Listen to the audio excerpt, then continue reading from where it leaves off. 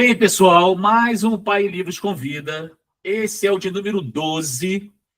Está indo de vento em popa, né? Vamos ver se vai.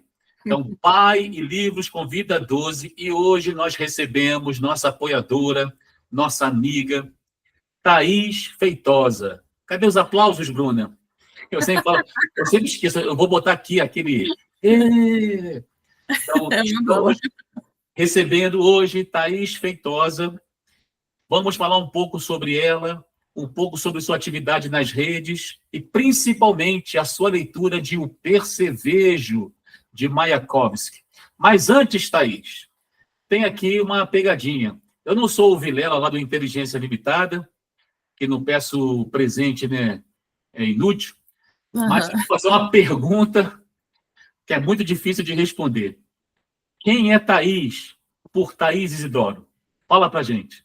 Essa pergunta ela já me saiu muito cara. Essa pergunta já foi um mistério para mim. Quando eu comecei a fazer terapia, o meu psicólogo perguntou isso para mim: quem é você? Aí eu falei: senhora, você já sabe, eu sou casada, tenho 3 filhos, atualmente não estou trabalhando, só com as minhas coisinhas aqui, né, que eu faço, estou fazendo faculdade, isso tudo você já sabe. Como assim, quem sou eu? Ele falou assim: não, eu quero saber quem é a Thaís. As coisas que você faz e de quem você cuida, com quem você está, eu já sei. Quero saber quem é a Thaís. E na época eu estava lendo Água Viva, da Clarice, que é hoje o meu livro favorito da vida. Já reli 3 vezes. E eu falei para ele assim: nossa, esse livro, antes dele me perguntar, eu falei assim: esse livro ele é um mistério para mim. A Clarice é um mistério. Porque é um livro que ele é extremamente... Ele não é nada linear. Ele foge de toda linha de pensamento certinha. Ele é realmente uma água viva, uma água remexida, uma água que está sempre indo ali e voltando como se fosse o mar. E eu fiquei pensando, eu falei assim: olha, isso é uma boa coisa para usar quando me perguntarem quem sou eu, porque eu sou uma pessoa que não sou nada linear, né? Então, hoje, quando me perguntam quem sou eu digo: eu sou a pessoa que não sou nada linear. Eu fujo de um padrão, eu fujo de uma coisa só. Eu já estive em padrões, já estive com a mente fechada, mas a literatura me trouxe a vida. Então, hoje eu posso dizer com segurança que eu não sou linear, e eu gosto disso, eu prefiro assim. A Thaís estava com uma resposta pronta. Porque eu já tinha respondido isso antes. Não, assim, porque eu vi que você foi assim, não. Foi com uma resposta assim, forte, surpreendente. Porque, assim, o que ficou para mim marcado foi o Claudinei, que é o esposo da Ingrid, né? A Ingrid Morandiano. Que ele falou assim: próxima pergunta. Eu adorei, cara, a resposta. Não, mas é que quando me perguntaram a primeira vez, e foi nesse contexto da psicologia e tal, ele já sabia ali, né, o que ele ia perguntar. Eu tomei um susto, eu falei assim: meu Deus. Não é uma pergunta que fazem pra gente, não é uma pergunta rotineira, né? Então, quando perguntam, mas quando perguntam uma vez, você começa a refletir sobre aquilo. Ainda mais no contexto que eu estava ali de terapia, né, de falar sobre si, de falar das coisas de dentro. Então, eu estava lendo Água Viva, eu estava muito introspectiva num período da minha vida assim, que eu queria respostas, né? E esse livro me trouxe à tona essas respostas e eu me enquadrei ali naquele meio de ser não linear também, porque eu achei que combinou com o momento e combina comigo também, não deixa de combinar, né? Então, resumidamente, sim, eu já estava com isso meio pronto na minha cabeça, porque eu já respondi essa pergunta. Hoje ela é mais fácil para mim. E sem dúvida, né, cara? A Clarice provoca isso, né? A Clarice, ela é assim, maravilhosa. Mas eu percebo, assim, você tem muita desenvoltura na como se expressar. Acho bem legal isso. Tenho visto nos seus vídeos. É que você falou que não tem um padrão. Mas você falou que você tem quantos filhos? Eu tenho 3. Cara, eu não tenho nenhum padrão, mas tenho 3 filhos. 3 filhos, mas 3 filhos com 25 anos, cara. Como é que você conseguiu? Nada, eu estou nos 33 já. Quem me dera. Caramba, Thaís, não sabia que você tinha 3 filhos. 3 filhos. Você é muito alegre para ter 3 filhos. Olha, eu estou alegre. Ser muito alegre é forte. Cara, esse bate-papo aqui também é para isso, para a gente acabar conhecendo nossos apoiadores, entendeu? Que a gente conhece muito superficialmente, entendeu? Aos poucos eu vou trazendo a galera, entendeu? Estou conseguindo trazer ali alguns são mais resistentes. Aham. Mas, Thaís, eu estava lá te stalkeando, né? No bom sentido, porque eu vou conversar contigo, eu vou dar uma stalkeada Sim. na Thaís. Sim. Pô, me peguei alguns vídeos, achei muito bons seus vídeos, muito bom mesmo. Uhum. Mas o que me surpreendeu ali é que parece que você gosta muito de um senhor chamado C.S. Lewis. Ou estou enganado? Gosto muito dele, gosto da história dele. A história dele é muito forte. Da Gosto. biografia do autor, você está falando?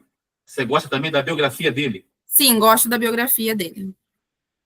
Tá, mas aí, tu já leu aquele negócio todo lá do C.S. Lewis? Já leu tudo? Tudo não. Li boa parte dos livros dele, mas tudo não. Ele escreveu muita coisa, né? Ele, além de ser, né, um escritor ali de fantasia, ele também era um filósofo. Sim. E acabou se convertendo com o tempo e se tornou um filósofo cristão. Exatamente. E defendia a fé por meio da moral cristã, aquela coisa toda ali. Mais ou menos isso, né? Exatamente. Mas o que te levou ao C.S. Lewis? Eu estou curioso. Porque eu vi a coleção toda, eu tenho que ficar curioso. Então, o C.S. Lewis, ele veio num período em que eu estava vivendo o cristianismo, assim, com unhas e dentes, sabe? Eu estava num período em que eu escolhi ali viver aquela religião, veja bem, eu estava num período de religiosidade, né? E eu conheci o C.S. Lewis nesse período.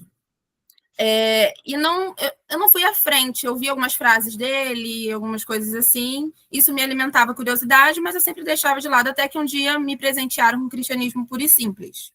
Sim. E na época, esse livro foi um deleite, assim, eram as respostas que eu estava procurando, eu sempre fui muito curiosa e eu queria as respostas para algumas coisas que não estavam dando certo para mim, porque eu nunca fui de aceitar as coisas assim, sabe, de primeira, eu gosto de procurar por mim. Então, eu fui ler esse livro e encontrei algumas das minhas angústias ali meio que destrinchadas, né? E eu fiquei muito feliz de ter me conectado com a escrita dele também. E fui lendo, fui buscando, fui entendendo quem é o autor também. Eu tive um clube de livro assim muito repentino, aconteceu de repente, mas e terminou também de repente, que foi o Literalius, que a gente leu a obra de C.S. Lewis, eu e uma amiga. Convidamos outras pessoas também, e esse clube foi bem legal. Mas quando eu saí desse período de religiosidade, ele seguiu comigo, porque as ideias dele, a forma como ele vê o mundo, né? Como ele via o mundo, como ele entendia certas coisas, me atraía e segue me atraindo muito. Então, ele é um autor que eu faço questão de ler, embora eu já não seja mais uma pessoa religiosa. Eu acredito em Jesus, acredito em Deus, mas da minha maneira, sabe? Eu não consigo me encaixar mais em nada.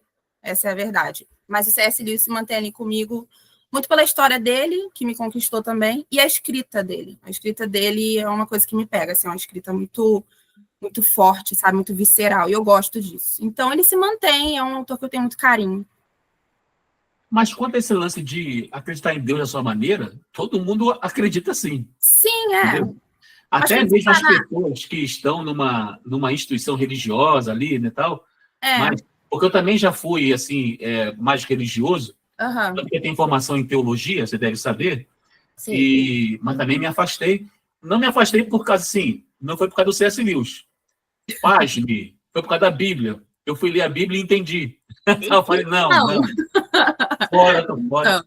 Entendeu? Mas, assim, todo mundo... Eu já fiz vários testes, assim, conversando com pessoas na igreja naquela época, né? E cada um tem o seu pensamento sobre Deus. Exatamente. Ela pode ser presbiteriano, pode ser batista. Assim, você foi da igreja evangélica? Eu era da presbiteriana. Foi onde, inclusive, eu tive mais vontade de começar a estudar a Bíblia. Porque eles levam isso bem a sério, da maneira deles, mas levam bem a sério o estudo da Bíblia. Eu nunca tinha vivido esse contexto de estudar a Bíblia. Eu vi a Bíblia como um livro que você pode ler um versículo ali aleatório e ok. Mas ler a Bíblia do começo ao fim, a primeira vez que eu fiz isso foi na igreja presbiteriana. E eu sou muito grata, inclusive, a essa curiosidade que me foi alimentada lá, sabe? Mas eu não consegui viver naquele contexto, que, como você disse, né? Cada um tem a sua maneira de pensar sobre Deus. Mas quando você está inserido numa igreja, isso fica meio que automático, a liturgia, né? A questão da liturgia, você segue uma liturgia ali bonitinha e tal, e fica aquela coisa meio padronizada, você pensa, vamos dizer assim, entre aspas, os mesmos pensamentos, você lê as mesmas coisas, você está enviesado, não adianta. Mas quando eu saí disso, eu vi que tinha alguma coisa além, né? E, no geral, foi a própria Bíblia que me mostrou isso, e os livros, a literatura, né? Porque a Bíblia, né, como o nome já diz, é uma coleção de livros diversos, Exatamente. de épocas diversas e de ideias diversas. Sim. Mas tudo bem. Nossos grupos lá, né, a intenção é falar de tudo. Não Sim. existe nenhum assunto proibido, não tem tema que a gente não se interesse. Uhum. E ainda mais quando se fala de teologia, filosofia, até mesmo de religião, eu acho que tudo é discutível. Mas, Thaís, é o seguinte, antes de nós entrarmos no percevejo em si, entendeu? Eu queria saber por que você foi ler esse livro. Por que deu na tua cachola? Pô, vou ler Mayakovsky. Eu já vi que você é bem eclética. Já vi ali nos teus vídeos que vai de Thomas Mann, C.S. Lewis, Dostoiévski e vai embora. Mas Sim. o percevejo em particular, o que te fez ler esse livro? Então, eu tive um período que eu estava bem curiosa, com mais uma das minhas curiosidades. Mas quem não é curioso, né, gente? O leitor, todo mundo que vê isso aqui é curioso, né? Então, eu estava ali na minha curiosidade no período de música clássica. Eu queria conhecer, sabe? Queria escutar, porque, querendo ou não, eu estou sempre escutando, assim, enquanto eu leio, né? E tem algumas que me chamam mais atenção. E aí eu fui buscar por isso, sabe? Conhecer mais algumas e adicionar na minha playlist, aquelas coisas, assim, que o leitor que gosta de ouvir música geralmente faz. E aí eu me deparei com uma composição chamada Composição número 9, Leningrado, do Shostakovich. E aí eu fui escutar, olha, Rodinei, o que eu chorei escutando essa música não está escrito. Mas eu chorava, falei, gente, isso aqui é a coisa mais linda do que eu escutei na minha vida. Eu coloquei o fone de ouvido, eu acho que ela tem 1 hora, a música tem 1 hora, mas assim, eu nem senti. Eu fui, me deixei levar pela música mesmo e coloquei pro meu marido ouvir, eu falei, não, você tem que escutar isso, coloca esse fone, escuta. E ele escutou, ficou emocionado também, porque é uma composição linda, sabe? Ela começa, os ritmos dela vão mudando, você acompanha a história através da música. E aí eu fui pesquisar sobre o Shostakovich. Uma coisa levou a outra, é igual ao livro, né? O livro vai levando ao outro. E foi a mesma coisa, fui pesquisar sobre o Shostakovich. E vi, lá no meio das minhas pesquisas, que ele ajudou a compor a música teatral, né, do Percevejo, do Vladimir Mayakovsky. Aí o que eu fiz? Fui pesquisar o Percevejo. Primeiro que eu achei o nome curiosíssimo, né? O Percevejo? Como assim? O que o Shostakovich tem a ver com isso? E fui pesquisar. Na hora que eu pesquisei o Percevejo, já apareceu o livro de cara, assim, não sei se o algoritmo já entende que quando você pesquisa muito livro, provavelmente é mais o livro que você está pesquisando, e apareceu a sinopse e comprei. Ele chegou aqui, né? Ficou aqui um tempo ainda, né? E só depois eu fui ler. Mas foi assim. É o Shostakovich, né? Shostakovich. É a Opus 9? Eu acho que aparece número 9, Opus 9, alguma coisa assim, mas é Leningrado o nome. Ah, tá, Leningrado. Isso. Porque depois que eu fizer um cortezinho da tua fala, eu vou botar ela lá no fundo musical. Já preparei um corte para Thaís Shostakovich. Vai ser Thaís Shostakovich. Mas poxa, e a música também, a música clássica, seja alemã lá, os russos. Ela é muito boa. Então, minha gente, vamos tentar entender aí o Percevejo pela mente da Thaís. Eu li, eu fui rindo do início ao fim. Ô, Thaís, aquela parte de preparar o casamento que tem que ser tudo vermelho, cara, sim, é muito bom. E o tal do Baiano, né? O Baiano, que é o amigo dele ali, o puxa-saco, né? Demais. A dama vai ser vermelha. Eu vou aqui fazer uma adaptação, né? O bolinho casadinho vai ser vermelho, as mesas vão ser todas vermelhas, vai ser um casamento vermelho. Cara, eu ri demais. Eu falei assim, agora eu entendo porque a Thaís está lendo. Porque é uma tragicomédia, né? Tragicomédia. Cara, eu adorei. Eu preparei aqui uma maneira da gente trabalhar essa resenha, vamos dizer assim, em blocos. Por exemplo, tem muita coisa, sabe por quê? São muitos símbolos. Aí tem a questão da Revolução Russa, né? O regime soviético, e esse rapaz que viveu tão pouco, né? O Mayakovsky, que você acabou me obrigando a conhecer mais sobre ele. entendeu? Teve uma vida muito curta, era um cara apaixonado pela Revolução, esperava. Uma coisa que eu espero, assim, isso eu acho que vou deixar mais para o final, né? O lance de trazer a obra para os nossos dias, pô, Sim, é inevitável, é inevitável. inevitável. E ela ainda vai falar por muito tempo, aí vai servir tipo o George Orwell, né, com a Revolução dos Bichos, né? Vai sempre servir, né, para isso. Mas, por exemplo, na cena 1, começa lá, né? Mostra assim, vários vendedores ambulantes, né? Com aquelas vendas milagrosas, né? Para homem, mulher, aquele negócio todo. Então, como é que você vê essa primeira cena, né? Desses vendedores ambulantes, e ele ali conversando com o Baian, com a sua futura sogra. Como é que você vê essa cena? O Priscipkin, ele é um deslumbrado, né? Ele está deslumbrado, né? E isso é muito cômico. Ele é um personagem que a gente poderia facilmente chamá-lo de ridículo, porque as atitudes dele, a maneira como ele encara aquele momento que ele está ali entre os vendedores ambulantes é um momento cômico. 2, né? Porque o livro, no geral, é bem cômico. Mas, assim que eu iniciei a leitura, já deu para perceber que ele estava deslumbrado, né? E o Baian ali confirmando as atitudes dele, confirmando as falas dele, acrescentando, né, a esse momento de deslumbre dele. Tem um momento que a gente vê os vendedores anunciando, né, as suas vendas, e esse momento também as rimas são bem engraçadas, e o momento que ele começa a se interessar pelas vendas. E a primeira coisa que me, assim, deixou engargalhadas foi quando ele viu a vendedora de sutiãs, né, e falou, olha, ótimos bonezinhos para as minhas futuras filhas. Eu já estava vivendo uma utopia total, né? Os bonezinhos para as minhas filhas, e falando, já disse que elas tinham nomes, inclusive nomes de americanas, né? Apontando diretamente para a burguesia, né? Que são. A gente vai encontrar isso diretamente nas falas dele. E o Baian incentivando.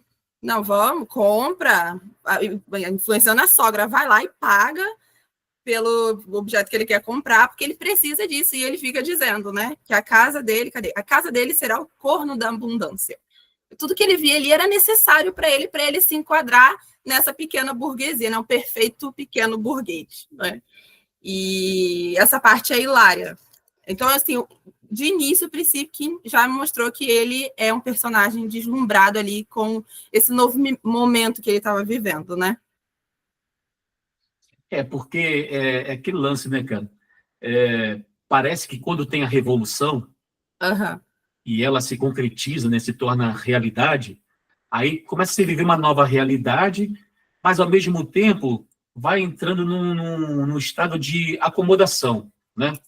Tem uma acomodação, tal, e as pessoas começam, né, a se interessar, porque tem a entrada, né, desses produtos, sabe, mais práticos para a vida, que facilitam a vida, e esses produtos acabavam se tornando um símbolo de status, né? Sim. Então, ele até muda o nome dele, né? Ele, não é um outro nome, que é um nome mais nobre, né?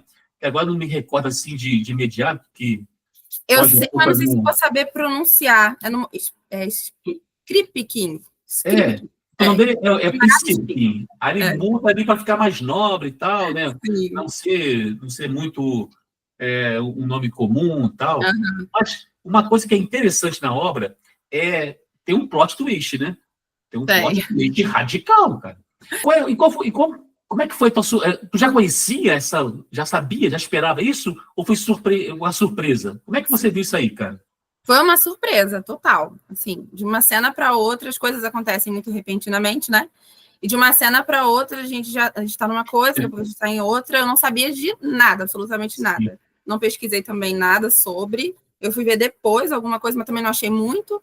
Mas, no geral, eu fiquei surpresa também com a rapidez do que acontecia, mas também o fato disso se encaixar perfeitamente, porque mesmo sendo rápido, não ficou aquela sensação de vazio.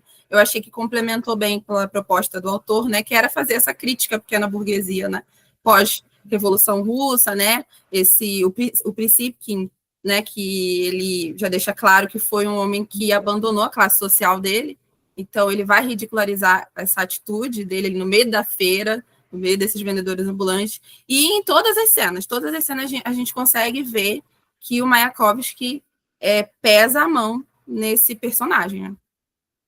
Né? Porque ele, assim, ele muda radicalmente, ele muda por completo, Sim. Até o ponto de mudar a própria noiva. Sim. Né? Que é uma parte terrível, né, cara? Sim. Terrível. E essa parte é importante porque no futuro retorna, né? Para eu não antecipar muito aí, mas tem essa mudança radical, e uma obra assim, ela é rápida, ela é curta, mas ela é cheia, ela é muito forte. Marcante. Tem muitos elementos ali.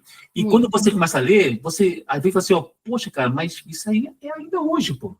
Sim. Isso ainda é hoje. Tipo assim, a revolução, quando acontece, tipo, os revolucionários que assumem o poder, eles se tornam intocáveis. Uhum. Então, de maneira que aquilo que eles falam, o que eles fazem, que aparentemente dá a impressão de uma inclinação para o espírito burguês, que seja, não vai ser interpretado assim. Porque eles se tornam, sabe, os símbolos da nova sociedade. Sim. E isso vai, né, trazer um constrangimento ali, né, uma decepção das pessoas. Sim. Uma segunda coisa que eu achei interessantíssima, como tudo é interessante, mas é a questão do alojamento.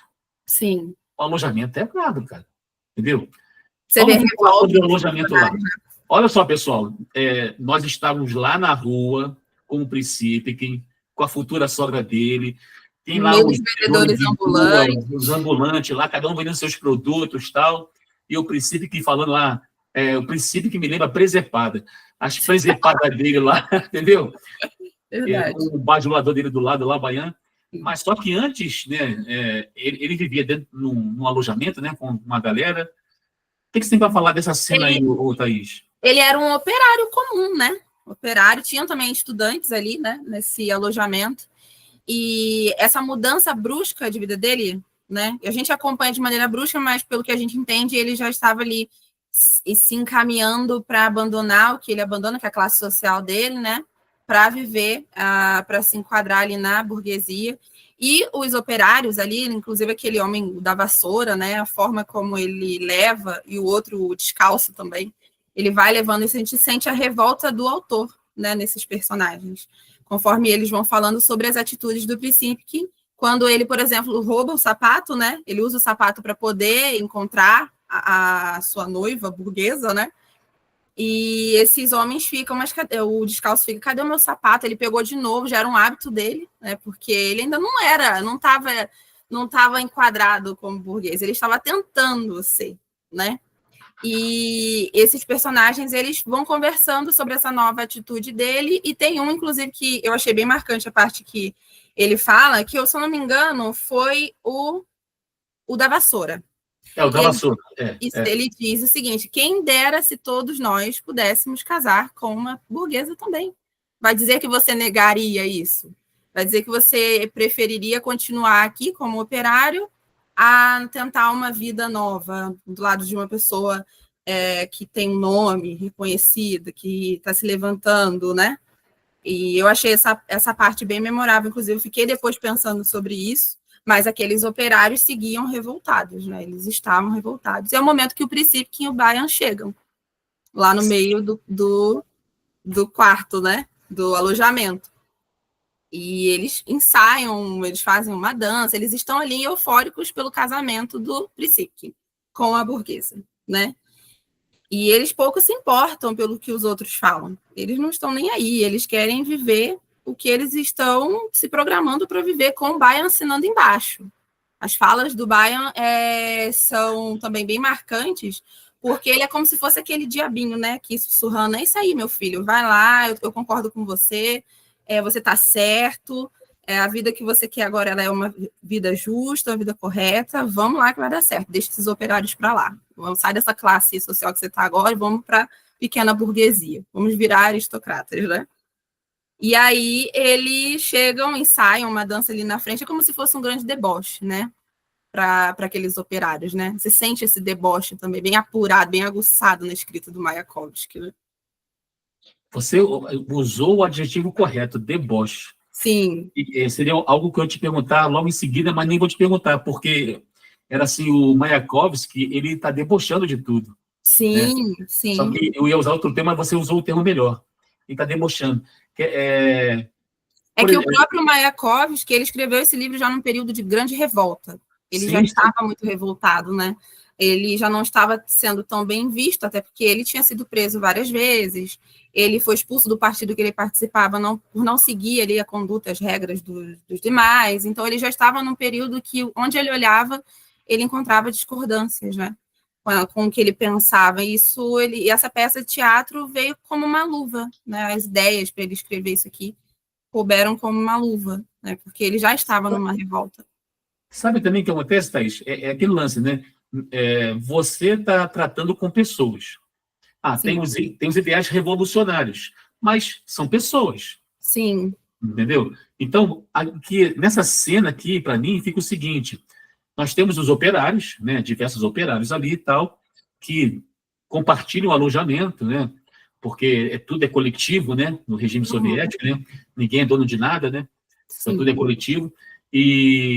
Mas, ao mesmo tempo, eles olham para o Prinsipkin e não podem negar que, pô, cara, eu também gostaria, como você falou, eu também gostaria de conhecer uma burguesa e casar com uma burguesa. Sim. Não quer dizer que os operários lá do chão de fábrica, né, como se diz, Uhum. têm o mesmo pensamento que os líderes revolucionários que agora gozam de uma situação maravilhosa, pô. Sim. Eles são os líderes.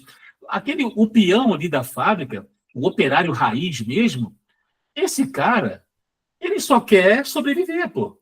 Exatamente. E os ideais da revolução já não começam mais garantir, Já entendeu? não estava mais valendo a pena tanta luta, né? Pois é, cara. Então, eu acho que tem essa coisa, né? Esse contraste, sabe? Essa distância de E a ideais, gente sabe? sente isso, não dá. Esse que segura a vassoura, que está ali varrendo, e parece que é o único que está se movimentando ali no momento, a minha sensação foi essa, parece que ele é o mais racional. Os outros ainda. A gente sente até que, na minha cabeça, assim, surgiu um homem mais velho, sabe? Com uma bagagem de vida maior que aqueles meninos, vamos colocar assim. A gente vai sempre a mais, né? A gente sempre viaja um pouquinho a mais. E, na minha cabeça, esse homem era dessa forma. Um senhor que já tem uma bagagem, que já trabalhou muito. Então, para ele, essa luta, assim, ser um revolucionário, lutar com unhas e dentes pela causa dele, já não era uma coisa tão atraente assim, sabe? Porque, vamos dizer assim, ele já estava cansado, sabe? Até porque a gente vê que ele é o único que está ali varrendo, é o único que está agindo, fazendo alguma coisa. Então, eu fiquei pensando sobre isso. Ele foi o único que pegou a situação e pensou de forma racional. Os outros já estavam sentimentalizando mais as coisas. Né? Mas ele abandonou a causa, aquela revolta, né? Que eu acho que batia muito com as ideias do próprio autor, né? Mas o da vassoura foi o único que me deixou assim, foi o único que me fez concordar com a linha de raciocínio, porque ele não estava levando para o sentimental da coisa. Ele estava sendo mais racional quando ele disse: mas vocês também não gostariam? Vocês não querem descansar também, sossegar um pouco, sair disso aqui, ter o seu próprio lugar, sabe? Eu pensei, eu refleti depois, que esse livro não adianta, a gente fica refletindo depois, né? Extremamente atual. Que a narrativa vai perdendo força, né, cara? Sim. No início, olha só, não, esse sacrifício inicial é necessário. Exatamente. Mas as coisas vão melhorar. Passa 1 ano, 2 anos, 10 anos. Assim, poxa, não vai melhorar. Não vai, né? Agora, não sei se você chegou a pesquisar sobre o autor, mais coisa. O Mayakovsky, ele era bem radical, né? Na relação ali da Revolução. E ele parece que não era russo, né? Ele nasceu na ele era da Geórgia. Geórgia, mas fazia parte do antigo Império Russo, Sim, né? sim. E aí ele se mudou para Moscou quando o pai dele faleceu. E aí ele se muda para Moscou e ali ele começa com as ideias revolucionárias dele, já em Moscou, né? Ele começa a participar de coisas mais artísticas, de teatros e tal. Ele vai se admirando, se deslumbrando com aquilo também, porque ele teve um período também de grande deslumbramento. Não sei porquê, mas eu vi o Prinsipkin e ele, assim, muito próximos, depois que eu pesquisei sobre o Mayakovsky. E ele passa a trabalhar com artes plásticas, escritor de teatro, de grandes peças, né? Mas as coisas que ele fez, assim, onde ele trabalhou, não foram de tão grande alcance, assim, não chegaram a um longo alcance, não da forma que, assim que eu comecei a ler o livro, eu esperava. Eu achei que ele tinha uma vasta atividade, assim, de livros e tal, mas até que eu achei um pouco reduzidas pelas minhas ideias que eu tinha dele, porque ele também tinha esse peso da escrita, das ideias, dessa coisa da revolução. Eu acho que isso não ia muito à frente, né? Então, por isso que ele sempre foi muito quebrado em relação a esse meio que ele vivia, né? Ele não conseguia tolerar as pessoas indo para um lado, ele indo para o outro, e parece que ele se sentiu sozinho também por muito tempo. Mas ele era muito radical, ele foi um cara assim, extremamente radical no que ele pensava. Sim, se torna quase que, ou se torna igual um sentimento religioso, né? Exatamente, nossa, sim. E aqueles líderes lá, eles são tipo o Papa, né? São Exatamente. inquestionáveis. Então, como se diz do marxismo, né? Ser uma religião secular, e ela se tornou mesmo. É uma veneração velada, né? Se começa de forma velada, mas aí eles querem estender isso para os demais, e quando os outros não seguem esses princípios, eles se revoltam. E tem gente que se revolta a ponto de Mayakovsky, né, fazer o que ele fez, e tem gente que só não leva para frente, como o da vassoura, vamos dizer assim, né, que vê que não vai adiantar. Então... Porque tem uma distância, também tem uma distância, Thaís, é o seguinte, por exemplo, os valores e a ideologia. Então, por exemplo, o Mayakovsky tem valores. Não, por exemplo, vamos dizer que ele se inclina ao socialismo revolucionário porque ele vê ali uma possibilidade de maior justiça, entendeu? Entre os homens. Pô, beleza, sem problema. São valores. Exatamente. Mas quando a coisa acontece, ele começa a perceber que os valores não são... os valores começam a perder espaço para a própria ideologia. Exatamente. Ideologia do partido. Então, o partido se torna totalitário e determinado dogmático, de maneira que o partido ele tem autoridade para passar por cima dos valores. Sim. Cuja narrativa sempre é necessário para que nós alcancemos o paraíso. Entendeu? Exatamente. Isso vai se desgastando ainda mais numa cabeça de um sujeito como Mayakovsky, um cara criativo, pensador, entendeu? E não é aquele cara, até mesmo com simples operários, como o da vassoura, né? Sim. Com o tempo, os caras vão vendo, porque a experiência também vai te... Pô, não, peraí, calma lá. Então, eu estou aqui por valores. É que tem aquela questão da teoria e da prática, né? A gente fala muito disso, né? A teoria é muito bem delineado, muito bem direitinho, bem desenhado, a ideia é maravilhosa, mas aquilo em prática não funciona, sabe? Não funcionou, né? Naquele período não funcionou, não foi à frente. E isso para um ferrenho revolucionário, um cara que lutava pela causa, que tinha firmeza e convicção nos valores dele, era uma decepção muito grande, foi uma decepção muito grande. Eu acho que ele se tornou um grande decepcionado com as causas e ele não conseguiu falar disso, ele não conseguiu expor, olha, eu estou decepcionado. Não, ele viu que não tinha mais jeito. Então, para ele, o mundo se findou ali no momento que ele se suicida. Não tinha mais como consertar, não tinha mais como ser da forma que ele achava que era a forma correta, né? Até porque as pessoas estavam, pelo menos pelo que eu pesquisei, os próximos a ele já estavam seguindo uma outra trilha, um outro caminho. E ele foi o único que se manteve ali nas suas convicções até o final, até quando ele já não aguentou mais, né?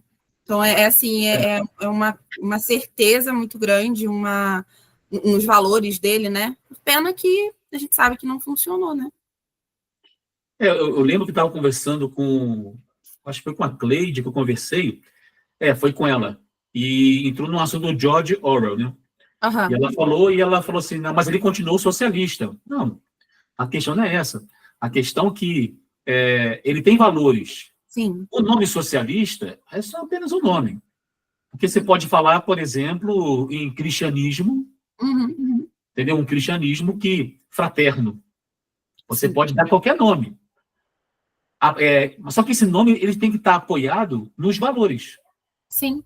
A partir do momento que você coloca um nome e você sequestra esse nome como um símbolo do partido, você diz que aquele partido é o único que promove fraternidade. Enquanto que outros promovem também a fraternidade, mas não é do partido, é fake. Exatamente. Entendeu? Esse é o grande problema, na minha visão, dessas revoluções. De qualquer tipo de revolução. De entendeu? qualquer grupo, né? Qualquer grupo que dita uma regra, né? Eles se apoderam Sim. dos valores, como se os valores só pudessem ser realizados por eles. Entendeu? Exatamente. Eles roubam aquilo ali. Então, se uma outra pessoa, né, adversária política, faz algo que é aquele mesmo valor, não considera, ignora, porque não fomos nós que fizemos. E as revoluções, talvez aqui eu consiga lembrar que não aconteceu isso, foi a Revolução Americana, que realmente os caras expulsaram, né, os invasores, assumiram o país e criaram um país, uma nação. Mas o resto de revolução não é correto, não, mas é muito, meu Deus do céu, é atualíssimo, cara. Atualíssimo. Eu me surpreendi com isso também. Bem, vamos continuar então aqui. Vamos agora falar da sua futura noiva, Elzevira Renascença. Qual o nome da criatura? Né? Elzevira. E fala aí sobre a Elzevira, Thaís. Fica à vontade aí. A Elzevira, né? Elzevira, manicure, ela era caixa do salão, né? Do pai dela, da mãe dela. E eu achei engraçado quando ela apareceu. Eu falei assim, ué, gente, de onde que essa mulher surgiu? Porque tinha a Zóia, né? A Zóia apareceu, o que tá acontecendo? Viu ele ali na feira comprando um monte de coisa, a sogra falando do casamento. E ela quer saber, que casamento? Como assim casamento? Nós não estamos juntos? É bom voltar lá na cena 1, né? A Zóia, que é uma mulher que surge ali no meio, tudo muito rápido, e ela se diz uma amante de Priscipkin, né? E ela também diz que está grávida. E essa sogra do Priscipkin tenta resolver ali da sua maneira, quando ela aparece, né? Ela que vai resolver com a Zóia, a sogra do Priscipkin. E não dá muito certo. E a gente tem o desfecho da Zóia, que é bem surpreendente, também não esperava o que aconteceu com ela. E aí aparece a noiva, a Elzevira, filha de Rosália. É Rosália? Eu sempre confundo o nome dela com o da outra. Deixa eu ver aqui. A Rosália, isso mesmo. E a Elzevira, ela tem uma semelhança com o Priscipkin, né? Ela parece ela tem uma inocência, né? A gente não vai se aprofundar muito nela no livro, né? Mas ela tem uma certa inocência, ela não tem aquele momento abrupto de aparecimento igual a Zóia, né? Ela já chega com calma, perguntando se eles poderiam começar logo o casamento, iniciar a cerimônia. E o Priscipkin está ali envolvido com ela, mas não está também, né? Porque a intenção dele é uma só. Ele é um grande aproveitador, né? Ele quer o título de burguês. Então, ele está se aproveitando ali daquelas pessoas, como se fosse um inseto, talvez. Então, eles dois se unem, mas a gente não sente em nenhum momento firmeza nesse casamento, a não ser o propósito de Priscipkin mais Bion, né? Que segue ali falando, casa, segue tua vida, está no caminho. E com aquelas convicções revolucionárias, né? E ele também, como sendo um autodidata, para ele estava tudo já bem estruturado na mente dele e as atitudes do Priscipkin iam de acordo com o que ele pensava. E o casamento foi aquela coisa que a gente viu quando a gente leu. Todos eles ficaram bem bêbados, né? O casamento vermelho, bem comunista. Não tem como não pensar sobre, né? Tudo tinha que ser vermelho, luxuoso, né? E eles ficam bêbados demais e tem um desfecho impressionante, que eu não sei se falar que vai ser muito spoiler, que eu falei no meu vídeo lá, mas acontece um incêndio, né? E tudo muito rápido, apesar desses diálogos bem profundos aqui, né, do Priscipkin e do Bion, tem esses momentos deles ali, mas acontece abruptamente um incêndio. E a gente fecha assim essa cena. Mas até então a noiva, ela é essa coisinha assim, sabe? Pequena, ela não é uma personagem grandiosa, né? Ela só tá ali servindo como noiva. A sogra ainda é mais... A presença da sogra é uma presença mais forte do que da própria filha, né? Uma coisa também que eu acabei esquecendo de falar contigo é assim, Uhum. a mudança abrupta no enredo, ela se torna mais interessante, na minha opinião, não sei se você vai concordar, é assim, o primeiro ato, ele é todo real, é factível, entendeu? Tudo ali é real, entendeu? Vendedores ambulantes, Palpável, né? burguesia, tudo. Quando vira, é tudo fantasia. Já a Aí gente você... entra na utopia do futurismo Sim. russo, né? Que aí você pode até viajar ali. Por exemplo, será que isso realmente aconteceu? Sim. Entendeu? Eu tava assim, pô, ele abre a obra e você, ó, brinca. Como Exatamente. vocês quiserem. Mas o resultado é esse. A compreensão é essa. Eu entendi o que é essa bagaça. Sim. O resultado é esse. Mas ele sai da coisa real, ô Thaís, e entra na fantasia, no psicodélico. Foi, cara, que loucura. A gente... e isso é impressionante, né, até, né? O escritor conseguir fazer isso. Sim. Ele foi uma situação que me deixou impressionada também, porque eu também fiquei me perguntando, falei assim, mas isso aqui é a conversa deles, é o diálogo do Bayan e do Princípio ainda viajando sobre como vai acontecer, como vai funcionar. Bom, não sabemos, mas é uma hipótese, não fica muito distante disso, vai. Pode ser, sim, uma realidade, assim, entre aspas. Mas essa mudança, ela é abrupta, mas ela também não é que assusta, é que surge um interesse maior. Isso faz com que a gente não queira parar de ler. Né? Porque a gente quer entender o que está acontecendo ali, o que vai acontecer na próxima página, como vai acabar essas viagens do Princípio, né? Esse desejo insano dele de se qualificar como burguês, o que ele vai fazer com isso, o que o Bayan vai alimentar, conseguir alimentando nele, né, com esses ideais. Então, é uma leitura que é realmente difícil de parar de ler. Fora que é muito engraçado as coisas, as ideias, né? É engraçado, mas é uma crítica e tanto, né? Uma crítica bem forte. Sim, e é uma peça teatral que ela se encaixa perfeitamente na linguagem do cinema, cara. Sim, eu cheguei a ver essa peça, tem uma peça no YouTube, eu não achei, assim, das melhores coisas, não, tá bem antiga, mas ela vira e mexe, acontece ainda aqui, vem para cá, para o Brasil, eu esqueci o nome do diretor dela, mas ela ainda ocorre por aí, e dizem que é uma peça bem boa, assim, a que eu vi no YouTube não era tão, é bem fiel, né, que lógico, eles leem o livro de cabo a rabo, mas, no geral, não achei, assim, pelo menos a que eu vi no YouTube não estava tão legal. Mas, nossa, imagina, hoje em dia, porque também era muito antiga essa que eu vi, né, mas hoje em dia deve estar infinitamente melhor, mais estruturado. Agora é uma obra que você tem que ler com muita atenção, cara. Sim. Você tem que primeiro fazer uma pesquisa contextual, entendeu? Na vida do Mayakovsky, no que estava acontecendo durante a escrita entendeu? As prisões dele, como você falou, o seu próprio suicídio depois, né, que ele vai tirar a própria vida, e o suicídio está presente na obra, né, ali, né, que já seria o próximo tema, né? Sim. E outra coisa, você também gosta do Hermann Hesse, né? Você gosta do Hesse? Muito. Eu lembro eu li que você leu, para mim, o melhor livro dele, você leu, O Lobo da Estepe.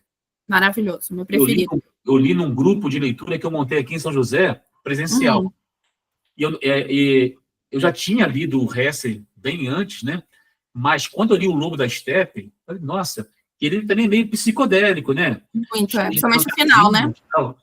Pô, é muito bom. E eu lembro que eu tenho certeza, me ajuda, você que eu acho que leu mais recente do que eu, no Lobo da Estepe também tem uma fala, eu acho que é uma fala, não sei, ou quem falava isso era o Hermann Hesse, agora estou confuso, que ele falava assim, se tudo der errado, eu sempre carrego no meu bolso uma pistola, dizendo assim, se tudo der errado, eu vou dar um tiro na minha cabeça e acabou. Foi no próprio livro, não foi?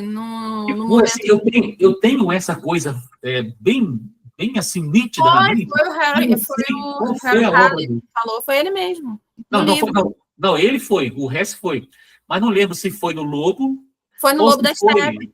Foi no Lobo, né? Sim. Então, eu achei aquilo ali, porque, por exemplo, são coisas pequenas, ô Thaís, que quando você começa a pensar, como você também me falou no início, né? Quando você começa a pensar, você vai muito longe. Então, o cara Sim. fala assim, o cara resolveu o problema humano numa frase. E o resto tinha isso. Era uma época que se falava o que pensava e não tinha problema nenhum. O Mayakovsky, para mim, ele também vivia na mesma perspectiva. Sim. Por quê? Por exemplo, ele não Uma tem, angústia, né? ele não tem uma esperança transcendental. Ele vive um mundo Exato. real.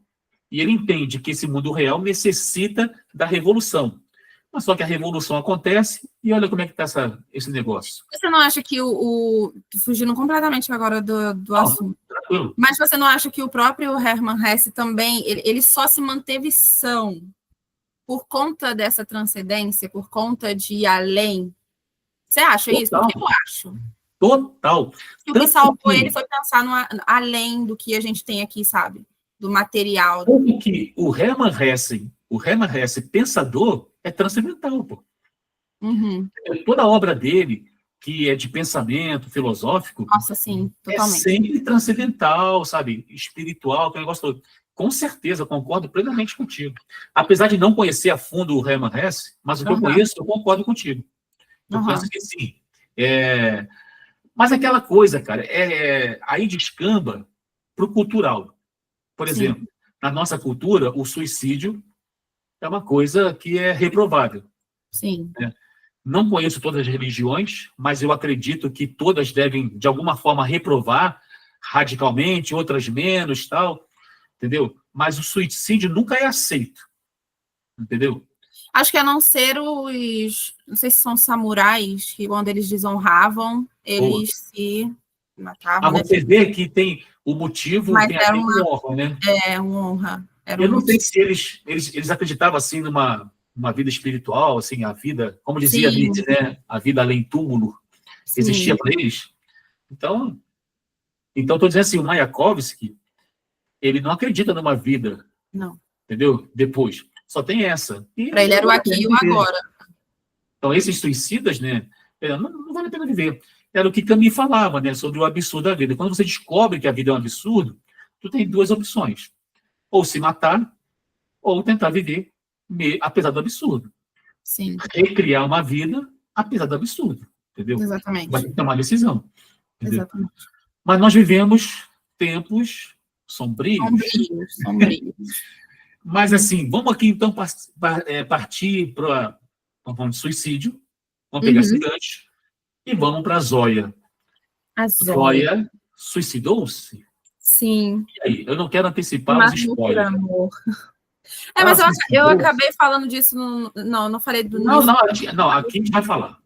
Então, eu ainda ia perguntar para você se a gente poderia ir a fundo mesmo, porque esses acontecimentos eles são importantes e não tem como não falar deles para a gente continuar outras coisas, né?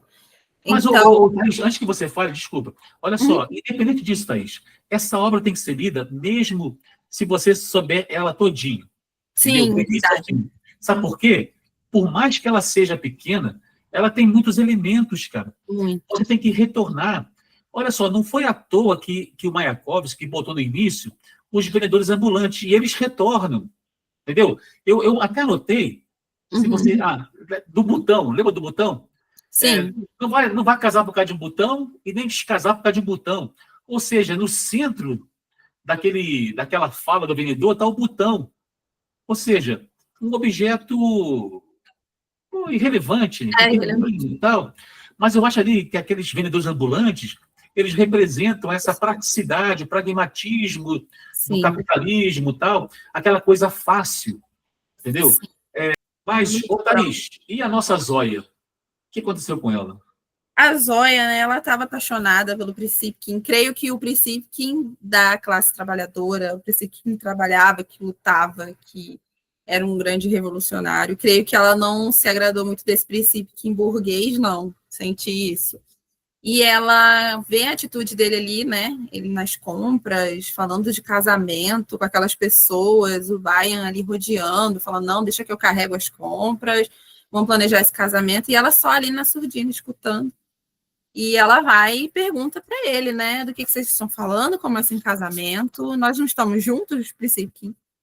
E ele menospreza ela, debocha, mais uma vez o deboche inserido aí no meio desse diálogo deles, né? Ele demonstra, assim, desprezo total por ela. E ela não aguenta. Ela diz, olha, eu tô grávida. O que a gente vai fazer? E a sogra, né, a mãe da Elzevira, diz, minha filha, você tá grávida, então a gente vai resolver isso. Também que é uma parte marcante, né? Eu não esperava isso nesse livro. Ela fala, vamos lá, eu vou te levar para você tirar.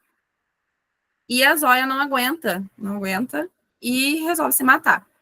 Né? E assim a gente tem o desfecho dela, que é repentino também, mas é muito marcante.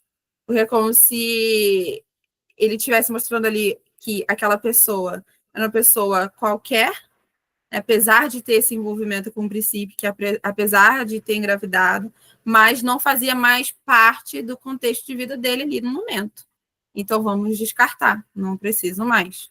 Eu acho que ele quis mostrar na Zóia esse símbolo, né, de descarte, assim, de pessoa que não pertence mais, apesar dela voltar mais à frente e voltar do jeito que a gente sabe, né? Ela no futuro, 50 anos depois, lá na frente, na cena 4 ou 5, se não me engano, ela volta, né? E volta observando tudo que aconteceu, 50 anos depois, meio perdida, mas com uma forte história nas costas, né? Com o Priscipkin. Isso é muito interessante, sabe por quê, cara? De novo, ele faz a gente viajar, porque Zóia tá morta. Morreu Zóia, né? Tadinha. Sim. Depois tem um casamento, tu já falou do casamento, tal, tem um incêndio, morre geral no casamento, aí corta, segundo ato. 50 anos depois. 50 anos. De 29, nós agora estamos em 79. 79, é. E Zóia tá viva. Parece que o tiro não pegou ali, numa zona mortal, e ela sobreviveu. Só que essa mulher continuou viva por 50 anos. Sim. Aí você começa a refletir, mas ela está viva há 50 anos. E agora surge de novo o Priscipkin. Entendeu? Então ele faz a gente pensar por N situações. Sim. Entendeu? Porque a Zóia é a única testemunha ali. Ela até diz, né? Ela diz, olha, eu não lembro, 50 anos depois, eu não lembro de muita coisa. Sim, mas eu conheço, eu sei quem ele é. E eu não sei se ele deveria voltar à vida. Ela fica meio ali sem saber o que fazer, porque estavam ressuscitando o cara que tinha engravidado ela, sabe? Engraçado que a gente não sabe nem se ela teve filho, como que foi, o que se deu, né? Provavelmente sim, não. Fica tudo assim, muito assim, mas deixa o leitor com assim, um imaginário gritando, né? É tipo também uma parábola, né, Thaís? Sim. A obra é uma parábola. Por exemplo, você vê, quando o segundo ato é distópico, ele é extremamente comunista. Sim. É como se insinuasse, olha só, essa sociedade igualitária, entendeu? Onde as pessoas praticamente não têm identidade. Sim. Entendeu? É distópico. É completamente distópico. Então, ali tem essa mistura do real... E a gente vê isso na segunda parte também, né? Essa falta de identidade, que está mais acentuada ainda, né? Ainda mais acentuada. E tem sentimentos que acabaram, pô. O amor acabou. Eles não sabem o que é aperto de mão, não sabem o que é um afeto, assim. Foi tudo... Eles têm que ir no dicionário. Procurar essa parte foi lá. Peraí, que isso aí a gente não está sabendo, não. Eu não sei o que é isso, aperto de mão, não estou entendendo. Isso é um jeito muito estranho, você quer apertar nossa mão. Exatamente, vamos lavar a mão. Ele aperta, mas depois vamos lavar a mão. Então nós chegamos no segundo ato, né? É um corte de 50 anos aí. Uma parte muito... O que eu posso te perguntar aqui já de início? Tá. Tem lá os cientistas, tem o professor, aí tem a figura do professor. Sim. Antes disso, Thaís, como é que você entendeu aí o baiano? É baiano, baiano, não sei. Eu vi baiano, mas eu falo baiano. É porque parece que ele faz uma referência a uma pessoa real, né? Eu fui dar uma pesquisadinha, era uma pessoa que tinha o nome Oleg. Oleg Baiano.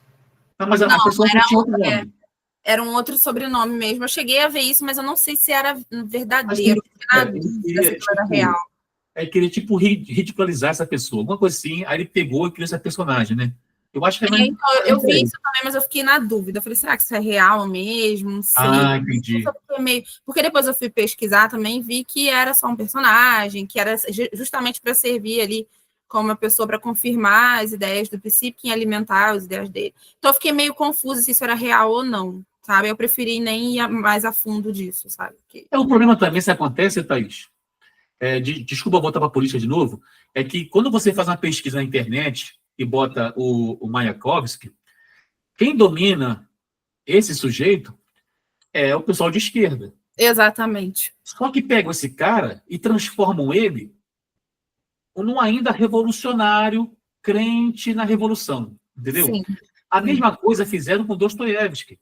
Sim. Dostoiévski já morto, e alguns, né, ali, bolcheviques, eram contra as obras de Dostoiévski, porque tinha muito cristianismo, que eles diziam, Sim. E outros não. A gente pode pegar esse muito cristianismo e reverter para a revolução. Sim. Então, sabe o que eu acho engraçado? Que de 29 a 79, esses 50 anos, o mundo se tornou distópico, comunista lá, tal, aquele negócio todo. E se você pegar de 79 para 2025, o negócio está tão estranho quanto. Exatamente. Entendeu? Porque os caras que ficam lendo lá o Mayakovsky, eles acreditam naquilo que o Mayakovsky está ridicularizando. Exatamente. Meu Deus! É cômico demais, assim, eu fico tentando entender, mas quanto mais eu tento entender, menos eu entendo, porque não bate, sabe? Não vai. Não tem lógica, não tem sentido. Vocês não entenderam o que o cara falou, pô? Exatamente. Entendeu? Ele está justamente criticando e a pessoa pega aqui e abraça como se fosse um ideal a ser seguido, né? Então, fica muito complicado. Mas então, nas pesquisas é complicado também a gente acreditar em tudo que a gente vê, porque está tudo muito enviesado, né? A gente não sabe se é verdade, se não é. Precisa a gente ver mais o material do próprio livro, eu me basei mais no livro, no material final do Boris Schneiderman, do que em geral, porque tem muita coisa que, muitas informações discrepantes uma da outra, sabe? E eu fiquei assim, não sei, prefiro me basear somente no livro. Pesquisei mais sobre a vida do Mayakovsky, né? Sim. Mas, no geral, o livro, a gente precisa ter um certo cuidado mesmo, porque tudo é muito enviesado, é difícil. O Boris é legal. O Paulo Bezerra, ele já é mais enviesado. Sim. É um monstro, conhece tudo, mas só que tem um pouco daquela paixão ainda. Sim, a gente vê. Então, aqui ele vai, né, vai tirar um pouco a mão, sabe? Sim. Não, olha só, não é bem assim, não é que o negócio fracassou, sabe? Esses papos, né? Exatamente. E tem o outro lado, o Boris já chega e, não, pô, é isso aqui, é isso.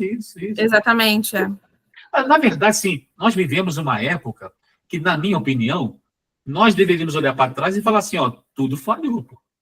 Sim. Todas as propostas falharam. Não deu muito certo. Nós temos que tentar criar alguma coisa aí do que funciona, né? Isso aqui é bom, isso aqui não é. Mas não, o que permanece ainda ditando são as paixões ideológicas, né? Uma grande teimosia, né, Rodinei? O ser humano é teimoso, né? Quando ele abraça um ideal para ele desfazer daquilo ali e pensar um pouco mais. Mas sabe, também tem, Thaís, também tem aquele lance do ranço, né? Como a gente diz hoje. Porque, tipo assim, eu não vou te dar razão.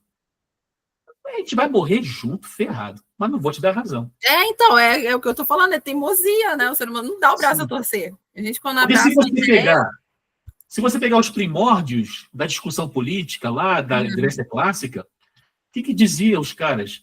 Que a política seria... Pô, agora fugiu o termo assim. Mas a política ela serviria como ferramenta na sociedade para aproximar os diferentes. Porque nós precisamos dialogar, conversar com o outro que pensa diferente. E a política se tornou o quê? Justamente o contrário. Justamente o contrário. Guerra, pô. É guerra. Ai de você se não pensar igual todo mundo. Ai de você. É bem assim. Mas então, aí vira para a cena 6, né? Sim. O futuro. Aí aparece o professor, que ele é o cara que lidera ali as pesquisas da ressurreição, né? Sim. Tem um lugar só para isso, né? Só para ressurreição, só para ressuscitar o povo, né? Sim. Então fala aí da ressurreição aí do professor aí.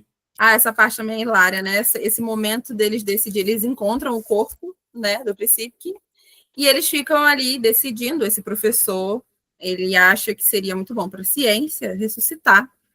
E ele conversa com a Zoya, porque ele sabe que a Zoya teve um envolvimento ali com aquele homem e tal. E ele quer saber sobre. E ele é um personagem curioso também, né? Ele tem uma curiosidade e a gente fica tentando entender o que ele quer também através... Não é uma decisão só dele, é tudo em conjunto, né? Ele precisa de votações, as pessoas precisam votar se vão ressuscitar ali naquele departamento de ressurreição o Priscipkin ou não. Vão deixar, porque se ressuscitarem, eles vão conseguir trabalhar com ele, vão estudá-lo, tudo pelo bem da ciência. E se não ressuscitarem, seria pela única motivação de que ele poderia vir com uma bactéria. Qual é a palavra, gente? Eu falei isso com meu marido, mas a gente deu tanta risada, mas a palavra me fugiu à mente. É bactéria... dos filisteus. Mas tem uma outra palavra, eu vou lembrá-la depois. É porque ele faz uma ironia aos burgueses, né? Sim, mas eu queria lembrar a palavra que eu achei ela muito boa. Ele fala que ele tem a bactéria. É como se fosse... Gente, me fugiu a palavra. Totalmente. Mas eu vou lembrar conforme eu for falando. Lambibotas, lembrei.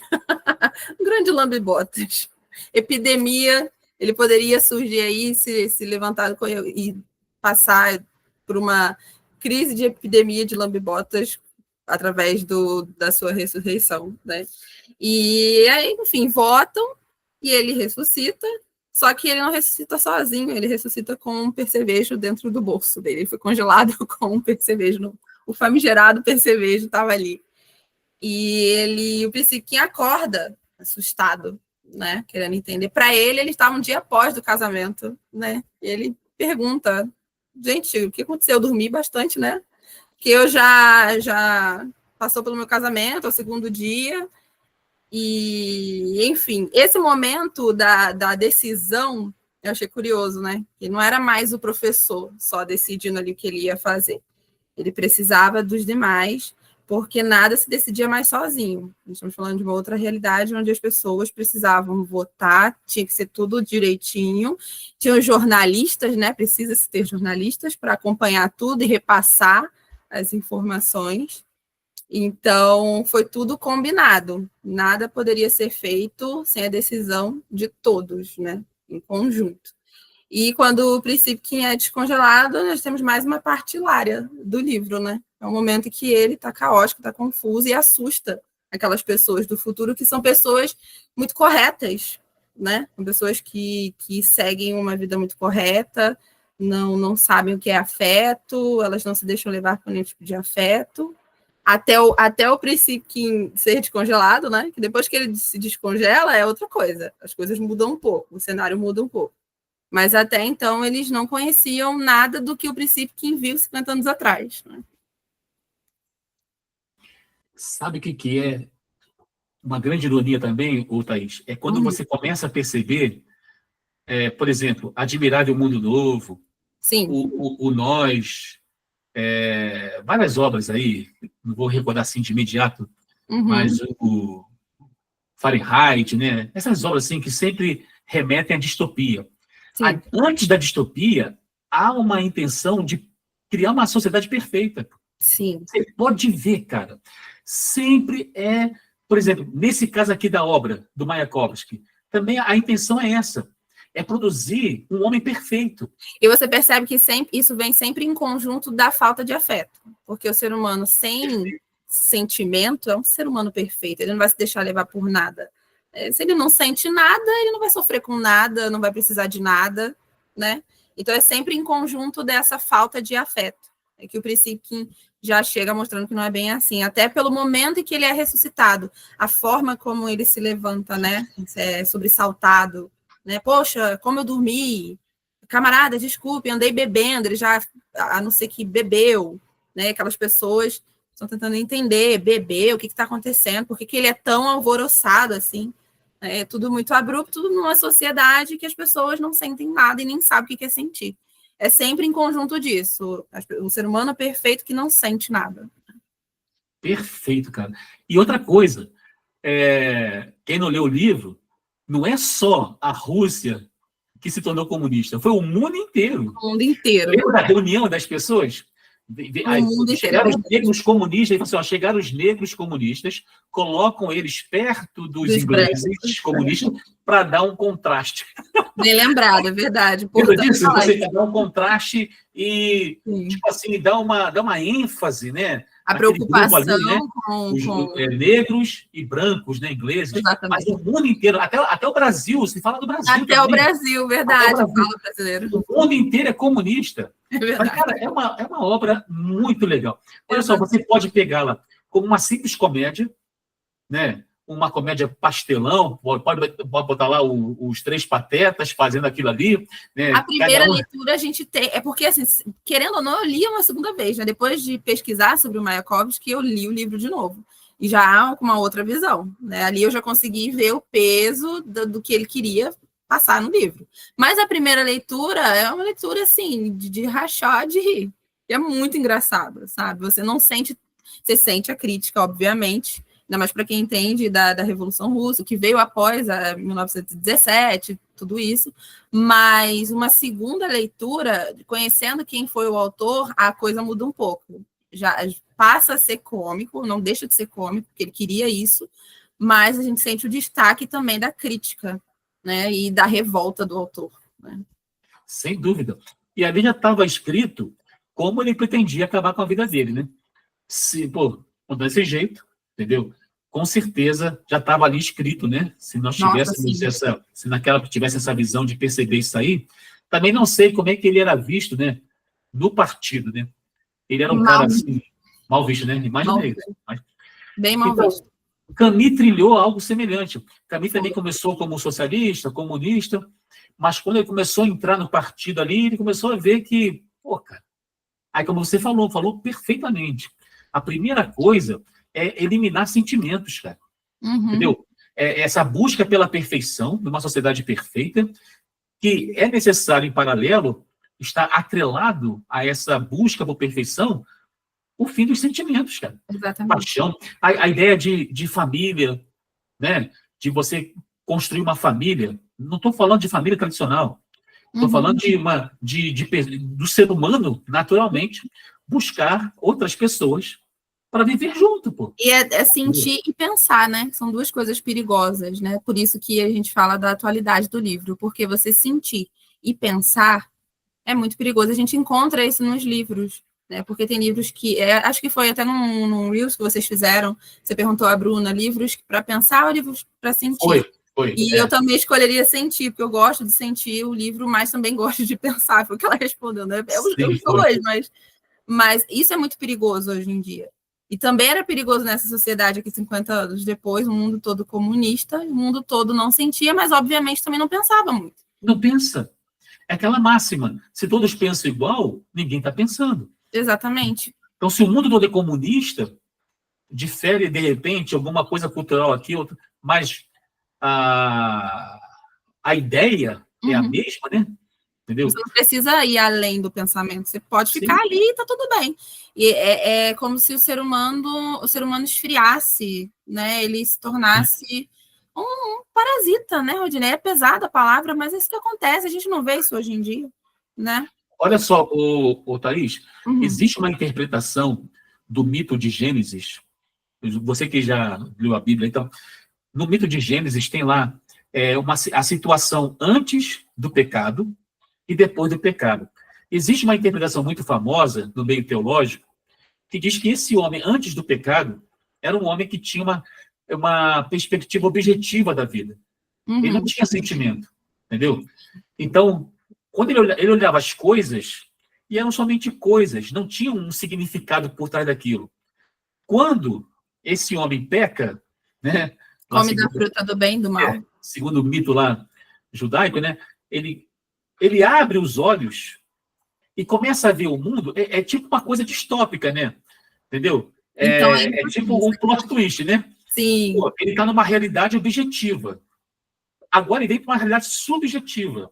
Exatamente. Ele começa a interpretar o mundo. Por isso que fala, né? Olha, Deus está te enganando. Se você comer, você vai ser igual a ele. E realmente foi isso mesmo. Foi? A serpente não mentiu. Nós somos como deuses. Uhum. Nós O que ela fez o ali, mundo. exatamente, o que ela fez não foi usar da mentira, foi falar a verdade, num contexto que ela não poderia nem falar.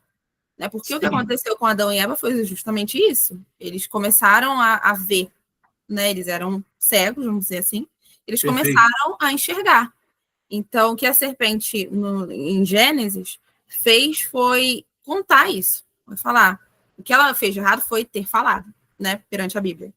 Mas o que ela falou não deixa de ser verdade. Foi verdade. Mas olha só, Thaís, antes que as pessoas pensem que eu estou ficando maluco de puxar um assunto que parece que não tem nenhuma relação, Se eu só, conecta. eu só usei esse paralelo para dizer que essa sociedade distópica, ela acaba trazendo o homem de volta para antes do pecado. Sim. Uma visão objetiva, onde não tem mais sentimento. Você, olha só, uma coisa que eu tenho visto, você também leu, eu vi lá que você leu a Odisseia, né? Sim. Você leu a Odisseia. Muito bom. Nós estamos lendo a Ilíada, como você sabe. Uhum. E a Odisseia, você deve concordar comigo, tem no centro o papel da casa, porque é o retorno para casa. Exatamente. Né? Esqueci o termo no grego do casa, Jornada do oikos, é o oikos, né? Então, porque vem da economia, né? Do oikos. Sim. Então, as pessoas voltam para casa. Nessa sociedade distópica comunista, não existe mais a figura da casa. Existem alojamentos, casas coletivas, e você começa a fragmentar o ser humano. Sim. Ele mesmo, porque tudo isso aqui era virtude burguesa, e nós não somos burgueses. Então, não tem mais casa, não tem mais para onde voltar, não tem mais ninguém. Só existe eu, é o 1984 do George Orwell. Não existe. Você mora numa cápsula que está sendo vigiado 24 horas, entendeu? Uhum. Não há sentimento nenhum, um aperto de mão é ofensivo. Aí, agora, eu sei que você está com o horário apertado, para encerrar, né? Que isso não encerra, essa obra não encerra. Não. Para encerrar nosso bate-papo, como é que você faz a ponte aí de 1979, de Mayakovsky, para o 2025, de Rodinei, Thaís, Bruna, minha Gisele e nossos contemporâneos? É exatamente a palavra que eu disse agora. A temporalidade dessa obra, ela é muito marcante, porque o que fica é essa angústia do autor, né, de desejar que as coisas ocorressem ali de uma forma que, na teoria, como eu disse, né, na teoria ela funciona muito bem, mas na prática nem tanto. E através do Priscipkin, dessa angústia dele ali no final, né, de não ter se adequado àquele meio, de não ter se encaixado ali naquele ambiente, de não ter funcionado para ele o que aquelas pessoas desejavam para ele, porque ele ainda queria sentir, ele ainda queria pensar, ele queria seguir a vida dele exatamente como ele fazia antes, ele queria as pessoas que ele tinha em sua volta, ele nem sabia o que tinha acontecido, né? O fato dele não se encaixar nesse tipo de sociedade também é extremamente atual, porque a gente vê que as pessoas, sem querer, na verdade, sem nem perceber, estão se colocando num único lugar, numa caixa, né? Um único pensar, uma única forma de agir.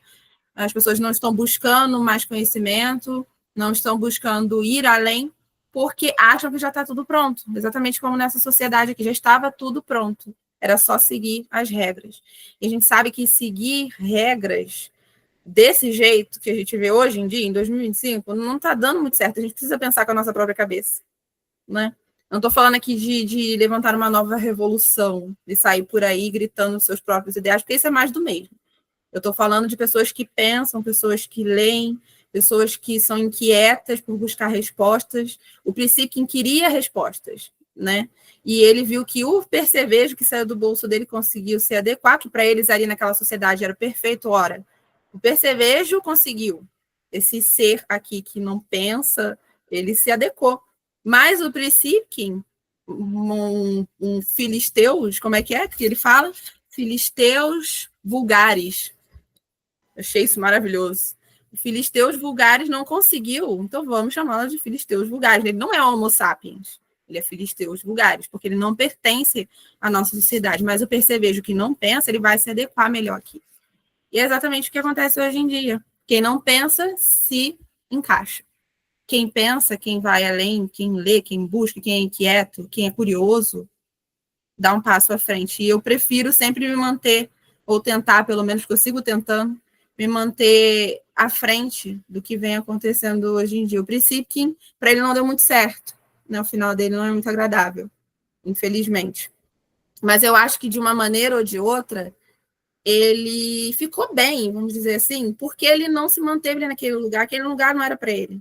Né? Apesar dos pesares, apesar das más escolhas dele, de tentar ser um burguês, de tentar se encaixar, o final dele, ele acabou não se encaixando. Nós vamos dizer que melhor assim, antes o percevejo do que ele, sabe?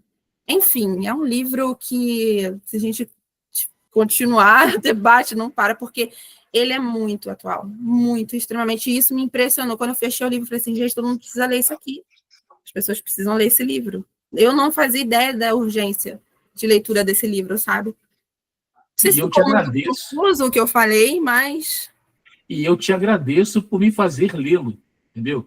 É um livro breve, sim, só que te provoca aí... depois que você lê, ele vai te provocar o resto da sua vida. Eu estou aqui uma semana refletindo ainda. E a gente poderia marcar outra vez para conversar sobre o livro, traríamos novas ideias. Exatamente. Entendeu? E uma coisa que eu acho legal aqui no final, Thaís, é o seguinte: na verdade, nós estamos buscando uma única coisa: felicidade. Nós estamos em busca da felicidade. E na sociedade de 79, no mundo de 79, que o Príncipe que acordou, né, ele viu que não existia mais a felicidade, mas só que ele sabia onde estava a felicidade. Ele termina assim, ó, a última fala dele é: para que procurar a felicidade? Eu sei onde ela está. Está lá, na rua Lunachask, que era onde ele ia morar com a mulher dele. Sim. Então, ele termina com a casa. Eu sei que não é a intenção dele, mas a obra é aberta. Ele termina com a casa, um lugar que você possa voltar, entendeu? Um lugar que é seu. E isso não é capitalismo, não é virtude burguesa. Não, verdade. Isso é humano, cara. Isso é humano. Exatamente. Nós precisamos ter um lugar para voltar. O problema é que essas ideologias, elas fizeram isso com a gente. Roubaram isso. Se você desejar isso, ainda que você deseje, você tem que forçar a não desejar. Lutar contra essa vontade natural. Eu lembro do da vassoura, como você falou. Pô, você também não gostaria de casar com uma burguesa? Fala sério, pô. Entendeu? Todo mundo deseja aquilo. Mas essa cultura forte, essa vigilância pesada, faz com que você fique com medo de dizer o que você pensa. O princípio que saber onde dá a felicidade. Espero que vocês também saibam. Exatamente. Então, Thaís, muito obrigado, Thaís. Eu que agradeço. Espero que tenha sido legal para você também. Foi incrível. Não sei se eu fiquei muito confusa, estava um pouquinho nervosa. Mas a obra foi muito bom. Nossa, sim, caótica. Muito obrigado, tá, Thaís? Eu que agradeço. Continua com a gente, hein? Com certeza, não saio mais. Um abraço para a Bruna, para todo mundo aí. Valeu, Thaís. Um abração. Tchau, tchau. Até a próxima.